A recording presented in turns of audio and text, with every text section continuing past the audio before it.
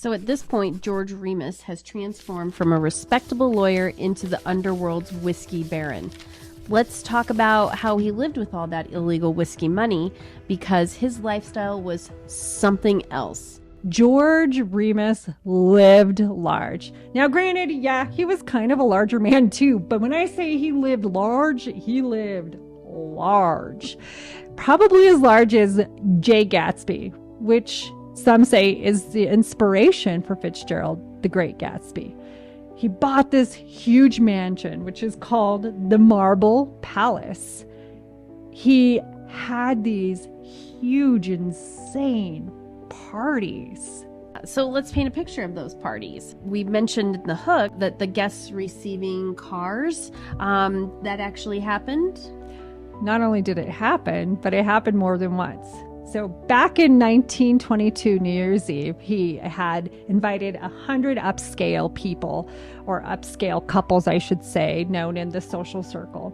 And the men, he gave these diamond stick pins, and the women, he gave keys to brand new cars. And then he did it again in 1923. So I also heard something about lighting cigarettes with high denominational bills. He did, cigarettes and cigars. He did. He would take these $100 bills, supposedly, and light his guests' cigars. And then he would put $1,000 bills under dinner plates. This sounds exactly like Gatsby parties. Opulence, music, celebrities. Except Remus was a real whiskey baron, and Fitzgerald could have taken notes. Truly. In fact, he captivated the public. He really did. Some people thought of him as like a real-life Robin Hood. Some even respected him for beating the system. He would let little kids come play in his pool or come play on his property. So, of course, with all of this extravagance, he was bound to draw attention from the authorities, right? Federal prohibition agents must have been circling. By 1925, it caught up with him. The FBI and the Prohibition Bureau was building a case against Remus. He was about to be indicted on thousands of Volstead Act violations, and he couldn't really wriggle out of this one. He was sentenced to 2 years at a federal prison, and the party was over. At least for a while. So Remus went to jail, and believe it or not, the most dramatic part of this story is yet to come, because betrayal and murder are up next. Buckle up, this next part is wild, because after being imprisoned for violating prohibition, the rest of the story plays out like a crime thriller. He's in prison. He's missing the love of his life, Imogene. And he becomes friends with this person, and he just starts divulging all this very personal information about his life, including Imogene, who happens to have all of the money, art, whiskey businesses, distilleries, the whole circle in her control at this time. So he befriends this prohibition agent who he thinks is becoming his best friend. His name is Franklin Dodge. Uh-oh, an undercover agent. Sounds ominous. It gets worse, because Dodge decides, I'm just going to help myself. Think about it. This is very smart, though. He resigns, and he actually gets cozy with Imogene, if you know what I mean. He does. They start up this romantic love affair, and they start liquidating Remus's empire, all of his assets, and they're stashing millions of dollars. Do you want to know how much they left him with? How much?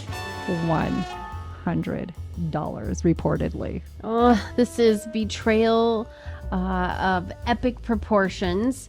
The wife and the prohibition agent run off with his fortune. Right? And they're not content with just robbing him. They're like, we're going to destroy Remus. We're going to just destroy him. Let's try to get him deported. I know, because he was an immigrant, but of course he was in the United States. Fine, it's not a big deal. But then they're like, okay, we can't do that. Let's hire a hitman. So they hired this hitman for $15K, right?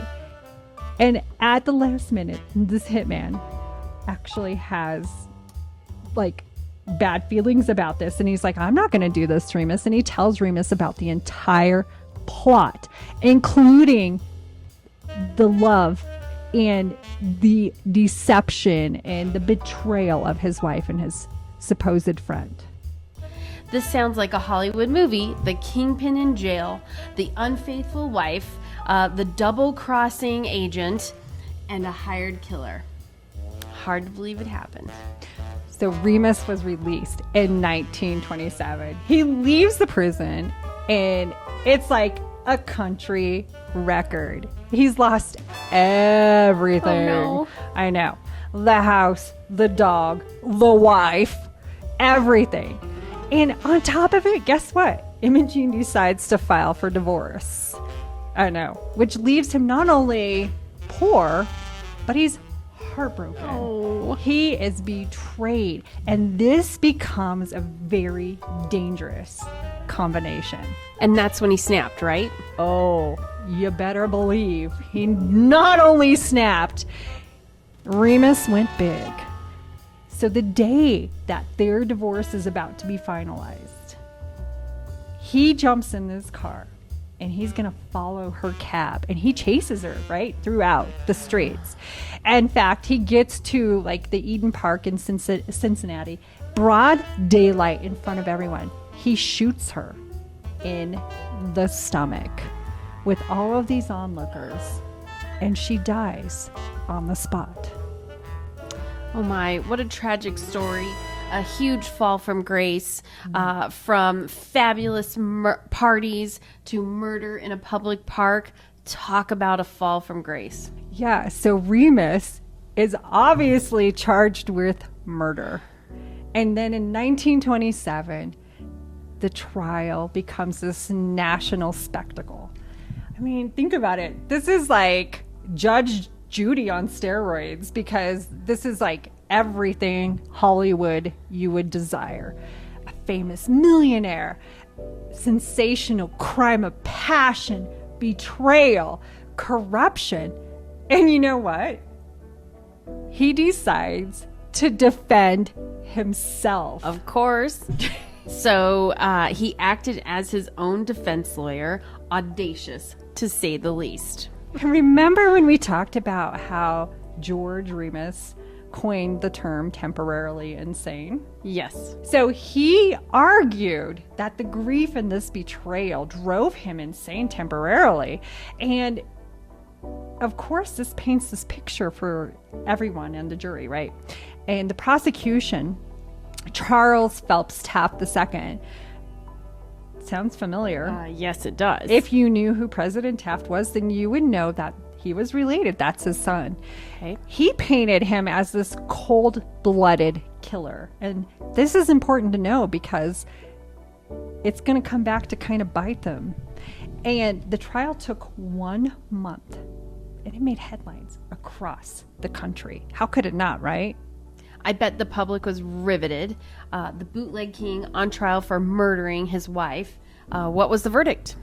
So the jury took 19 minutes, that's it, to decide George Remus's fate. 19 minutes! That's crazy to me. And you want to know what they decided? Not guilty by reason of insanity. That's astonishing. 19 minutes is a blink. He swayed the jury. Essentially, he got away with it. And if that's not enough, you know, the prosecution and all of Ohio is truly embarrassed, right? I mean, here they decide, okay, fine, you're going to go to a mental institution, right? But here's the twist. Remember the argument that Taft made that he was sane? He did that in order to make sure he could stand trial. But he couldn't really insist that he was crazy because he said he wasn't. So when he went to the asylum, he actually was then released a few months later because of that. It was pretty much the end of George Remus's career. He lived a very quiet life in Kentucky. He did remarry. And then in 1952, at the ripe age of 75, he passed away. So it's amazing that one life can encapsulate so much. He had the American dream, was king of the underworld, love and betrayal, and a courtroom drama. Let's talk about his legacy. How did George Remus leave his mark on whiskey culture and pop culture in general? Well, his story echoed throughout history. Historians, writers point out that The Great Gatsby, pretty much George Remus was the inspiration. And even though Fitzgerald never confirmed it, his life seemed to be the contender for that storyline, for the Gatsby archetype. Makes sense. Yeah. And even though he wasn't as famous as like people like Al Capone, he became a legend of his own right. He's even made it into Hollywood, or at least HBO. Fans of the show Boardwalk Empire might recognize the character George Remus, who often refers to himself in the third person with statements like, "Remus is very pleased with this," which was one of the real George Remus's quirks in real life. It's true. He did talk about himself a lot in the third person. What's wrong? Remus asked for hotcakes. May I remind you that you are a federal prisoner? Remus is also a cooperating witness. So what can we expect from Hope and Whiskey? Oh, everything. Like we said earlier, we're going to be taking our show on the road. We are not going to be sitting just behind the camera all the time. We're going to be interviewing some of the people who are leading in this industry. We're going to start off probably here in Colorado. Obviously, this is where we live. This is where we love. And we have some really good whiskeys, but not to discount throughout the United States, because that's why we're going to start traveling. But we'll do events. We're going to also, I think, have some whiskey pairings. We might even do some fly fishing and some whiskey pairings so get as well. outdoors into nature with Of our course. whiskey? We love to fly fish. We want to incorporate everything we love with whiskey. So why not? And next time, though, we're going to be interviewing a modern day distiller, one that's not bootlegging, who's actually gaining traction in the industry as we speak. He's starting to win awards as well. The company, the whiskey company, is called Lorado. We're really excited to share about the history of how his company started, and of course share a pour. So cheers to you, our audience, and remember, Where we're going, we hope there's whiskey, because where there's whiskey, there's always hope. Cheers. Thank you. Love you. Yay! Here's to good whiskey and great stories. and good friends.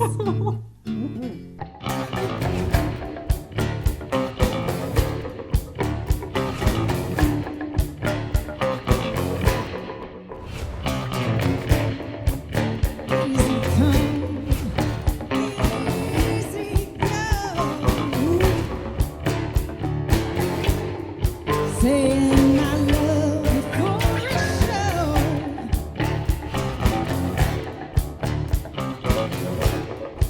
Pushing your heart to the side. It may feel good, but it sure cry. It's just a temporary fix of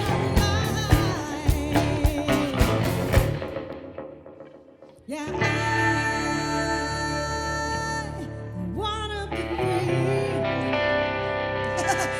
If I'm too late free, I can do whatever I please.